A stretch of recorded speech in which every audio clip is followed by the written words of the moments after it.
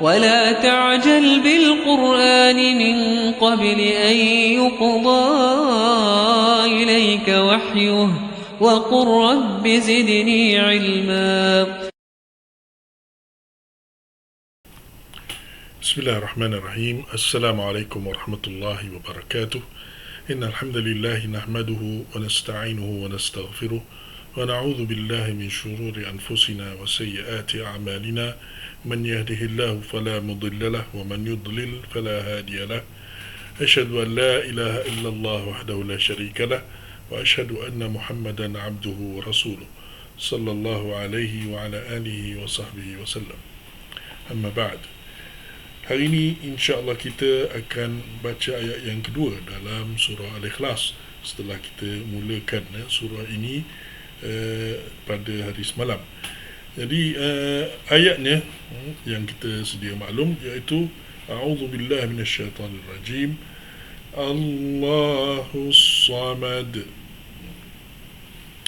yang diterjemahkan dalam Mushaf Mufiq ini, iaitu Allah yang menjadi tumpuan sekalian makhluk untuk memohon sebarang hajat.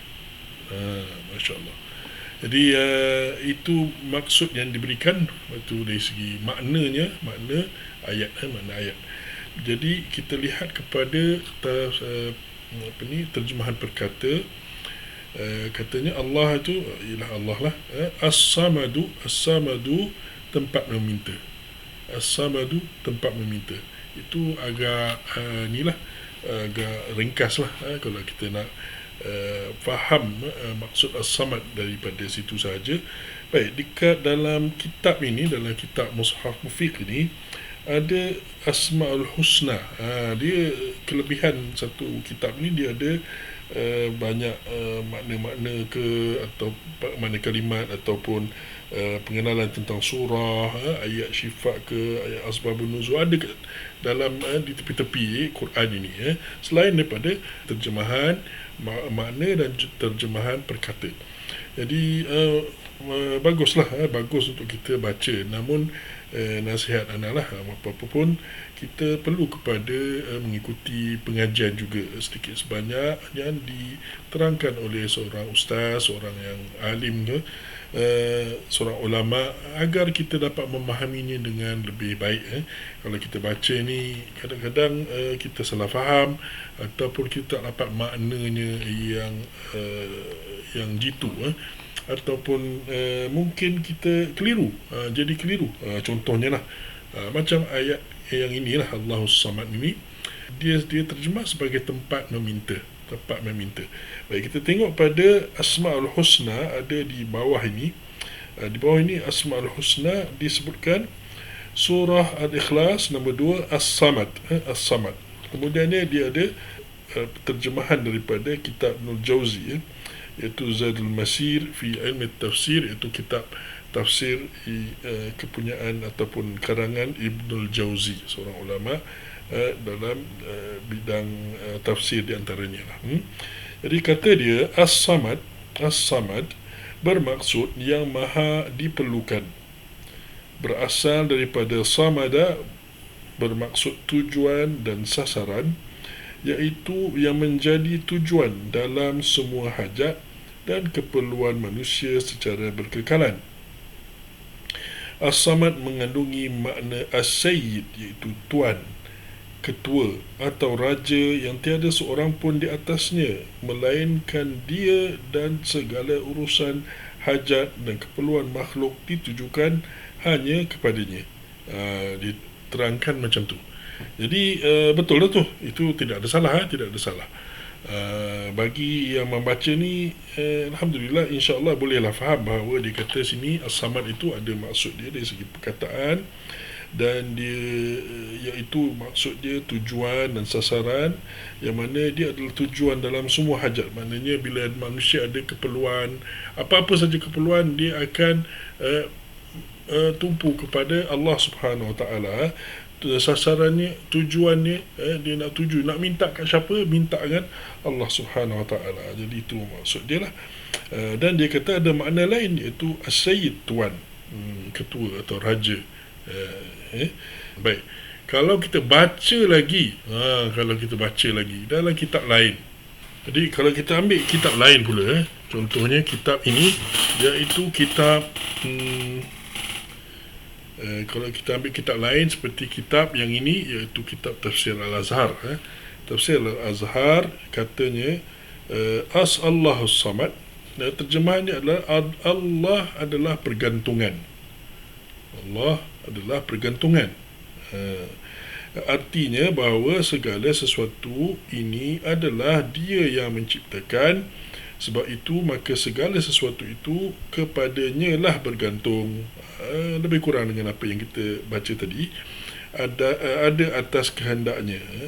Kemudian kata Abu Hurairah disebutkan sini, arti as-samadu ialah segala sesuatu memerlukan dan berkehendak kepada Allah, berlindung kepadanya, sedang dia tidaklah berlindung kepada sesuatu jua pun. Kemudian ini disebutkan lagi, Susaid bin Fadl mengertikan, maknanya di sini dia memberi makna kepada As-Samad, dia berbuat apa yang dia mahu dan dia menetapkan apa yang dia kehendaki. Itu lagi satu lagi penafsir itu Muqatil mengatakan yang maha sempurna yang tidak ada cacatnya. Maknanya dah makin banyak dah tu, dah makin banyak maksud As-Samad ni.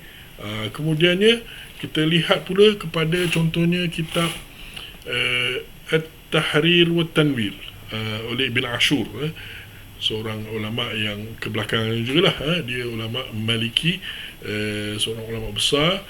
Kata dia dalam kitab tafsir dia ni At-Tahrir wa Tanwir, katanya waqad kathurat ibaratul mufassirina min as-salaf fi ma'na as-samad. Telah banyak katanya tafsiran-tafsiran orang-orang yang penafsir daripada golongan salaf tentang makna as-samad. Banyak maksud tu. Kata Ibn Ashur, kata dia waqad anhaha, maknanya dia habis Fakhruddin ila 18 qawlan, maknanya ada pendapat, maknanya pendapat makna kepada As-Samad ni dalam 18. 18. Pening kita nak baca semua tu. Tapi ada satu kata-kata yang penting dalam Tahrir Tanwir ni, iaitu Ibn Ashur kata wa kulluha mundarijatun tahta hadzal ma'na al-jami'. Kesemuanya yang tafsir-tafsir yang banyak tadi, 18 tadi, maknanya masing-masing bagi makna yang berlainan, makna yang berlainan untuk perkataan As-Samad. Dan kata Ibn Ashur, semuanya mundarijatun tahta hadzal ma'na al-jami', dia semuanya masuk dalam satu makna yang menyeluruh ni. Yang mana satu? Iaitu al-muftaqiru ilaihi kullu ma'adah. Maknahu al-muftaqiru ilaihi kullu ma'adah, yang mana semua selain daripada Allah, semua perlu kepada dia. Itu dia. Semua selain daripada Allah, semua perlu kepada dia. Bila semua perlu kepada dia, maknanya semua akan tumpukan. Bila ada hajat, semua tumpu pada dia lah, pada Allah lah, tumpu pada Allah. Dan bila semua perlu kepada dia, menunjukkan bahawa dia tak memerlukan kepada yang lain. Menunjukkan dia Tuhan, dialah Tuhan, dan dialah Allah Subhanahu Wa Taala lah, apa dia, yang berdiri dengan sendiri, Hayyun Qayyum, dan macam-macam lagi makna-makna, semua sebenarnya masuk bawah maksud al-muftaqiru ilaihi kullu ma'adah. Semua yang selain daripada Allah, semuanya memerlukan kepada dia, kepada Allah Subhanahu Wa Taala. Jadi itulah makna yang lebih menyeluruh lah. Jadi bolehlah kita kata dalam yang kita baca tadi, yang dia sebutkan tadi dalam sebagai makna dalam terjemahan kepada Allahus Samad, katanya iaitu Allah yang menjadi tumpuan sekalian makhluk untuk memohon sebarang hajat. Baguslah tu. Terjemahan itu memang bagus. Terjemahan itu memang bagus dan memberi makna menyeluruh kepada semua. Sebab bila dia lah menjadi tumpuan, dah pastinya dia tuan. Maknanya dia lah the master, yang mana yang lain perlu kepada dia, perlu kepada kuasa dia, perlu kepada pertolongan dia, perlu kepada dia memenuhi hajat kita. Dan bila dia macam tu, maknanya dia lah berdiri dengan sendirinya, dan dia tak perlu orang bagi makan pada dia. Sebab ada tafsir mengatakan la jawfalahu, maknanya la jawfalahu maknanya dia tidak diberi makan.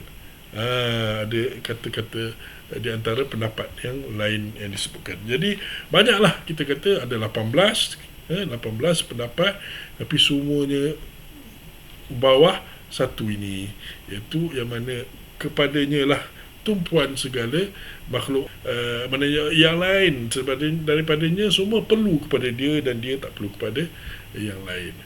Dan bila macam itu, dia ada makna-makna yang perlulah. Sebab kalau semua perlukan kepada dia untuk hajat dia, tumpu kepada dia, dah pasti dia yang maha kuat. Dia maha kuat, dan dia yang maha pemberi, dia memberi rezeki, maha memberi rezeki, dan lain-lain lah makna-makna yang lain. Sebab apa? Sebab kalau dia tidak memberi rezeki, orang tumpu hajat pada dia, pada Allah SWT, Allah tak bagi. Kan? Jadi banyak maksud akan masuk dalam As-Samadu. As-Samadu, yang pentingnya kita pergi kepada dia punya makna yang jami'. Jami' itu iaitu semua lain daripada selain daripada Allah memerlukan kepada dia.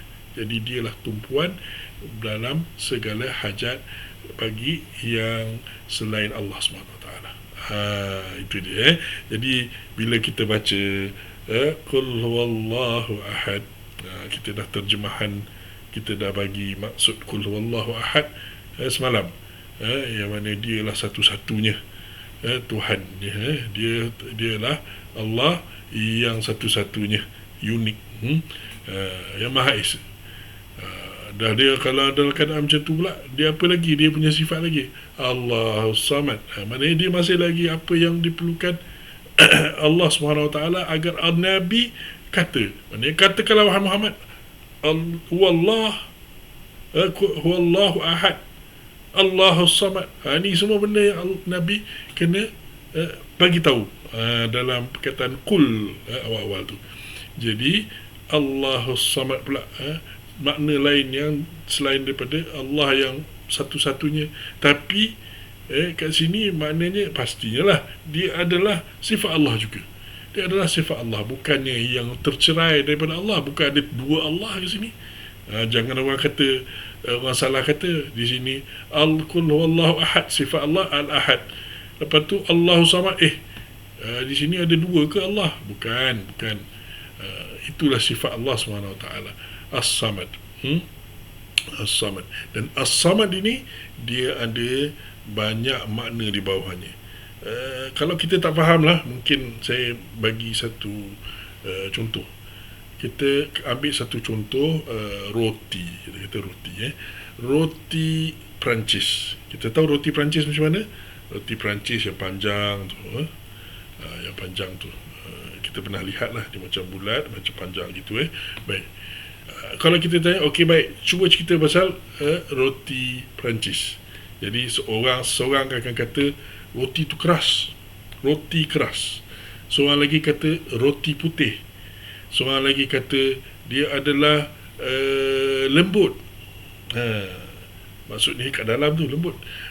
Dan lagi satu dia kata dia adalah makanan yang dimakan dengan benda lain. Contohnya cheese ke, ataupun contohlah. Jadi banyaklah boleh kita ceritakan tentang itu. Tapi semua cerita-cerita tu adalah apa? Tentang satu jenis roti, iaitu roti Perancis. Sebab apa? Roti Perancis tu memang kalau kita lihat dia panjang satu, mungkin orang kata ni panjang, dia panjang, dia bulat, dia keras, bahagian luar tu keras, bahagian dalam tu lembut, dia roti putih kat dalam. Dan maknanya banyak sifat-sifat dia tu. Sifat-sifat dia banyak. Dan mungkin bila seseorang tu nak cerita pasal roti itu, roti Perancis ni, dia hanya sebut satu daripada sifatnya sahaja, sedangkan sifat yang lain disebutkan oleh orang lain. Begitulah juga As-Samad kat sini. As-Samad, orang lain ulama-ulama banyak menyebutkan sifat-sifat dia, ya, tafsir atau makna yang terkandung dalam As-Samad itu secara asingan. Jadi ada yang sebut tu sebagai tuan As-Samad, ada yang sebut sebagai dia lah tumpuan, ada yang sebut sebagai dia tak ada perut, ada yang kata dia lah yang berdiri dengan sendiri, ada yang kata dia lah yang dia tidak dilahirkan dan juga dia tidak melahirkan, dan lain-lain lagi lah. Banyak tapi kita ambil satu makna yang merangkum semuanya, iaitu dia lah yang mana selain daripada Allah semuanya perlu kepada dia. Perlu kepada dia. Maknanya bila perlu kepada Allah SWT, selain daripada Allah, perlu kepada Allah, maknanya dialah tumpuan segala hajat bagi semua yang selain Allah. Bila macam tu juga, dialah yang berkuasa, dialah tuan, dialah lain-lain yang kita dah sebut tadi, dan banyak lagi 18 seperti disebutkan dalam kitab At-Tahrir wa Tanwir oleh Ibn Ashur. Jadi harapnya ianya bermanfaat dekat situ yang kita sebut tadi, macam mana nak memahami berbeza pendapat itu. Kadang-kadang bila ianya sebenarnya adalah hanya satu ciri, satu sifat di antara makna-makna yang ada dalam perkataan itu. Jadi kita jangan tolak mana-mana, jangan ambil satu je, kita ambil semuanya sekali, sebab tak ada pencanggahan pun. Jadi gitulah yang kita kena faham, dan begitulah cara nak memahami kitab-kitab tafsir, dan harapnya ianya bermanfaat. Bila kita salat, bila kita membaca ayat ni, kita tahu Allah lah tempat yang kita, kalau ada hajat apa-apa, semuanya hajat kita sebenarnya semuanya kita tumpukan minta kepada Allah SWT, kerana kita memerlukan pada dia, dia tidak memerlukan pada kita. Jadi alhamdulillah, itu yang boleh kita sebutkan hari ini. Semoga kita dapat amalkan itu. Maknanya dalam apa-apa hajat kita, doalah pada Allah, minta pada Allah, apa sahaja, besar kecil, semuanya kita minta Allah SWT. Jangan lupa Allah SWT adalah Tuhan kita. Dialah As-Samad, dialah As-Samad, di mana kita perlukan pada dia. Kita perlu kepada dia, dan semua kita boleh minta dengan Allah SWT. Malah Allah suruh kita minta. Dan Allah kata apa? Wa idza sa'alaka ibadi anni fa inni qarib. Dan apabila hamba-Ku bertanya tentang aku dekat. Ujibu da'watad da'i idza da'ani. Aku makbulkan permintaan seseorang yang berdoa apabila dia berdoa. Allahu Akbar. Jadi kepada Allah lah, semua tumpukan apa saja permintaan kepada Allah, jangan kepada yang lain-lain. Semuanya makhluk, semua makhluk, baik apa saja nama dia, baik apa saja darjat dia, baik apa saja pangkat dia, semuanya makhluk. Dan maksud As-Samad tadi apa? Al-muftaqiru ilaihi kullu ma adahu. Semua yang selain daripada dia, semuanya perlu kepada Allah. Kalau dah perlu kepada Allah, yang kita minta dengan yang lain buat apa? Minta dengan Allah SWT. Alhamdulillah, sallallahu alaihi nabiyina Muhammad wa ala alihi wa sahbihi ajma'in. Alhamdulillahirabbil alamin. Subhanakallahumma wa bihamdika, asyhadu an la ilaha illa anta, astaghfiruka wa atubu ilaik. Assalamualaikum warahmatullahi wabarakatuh.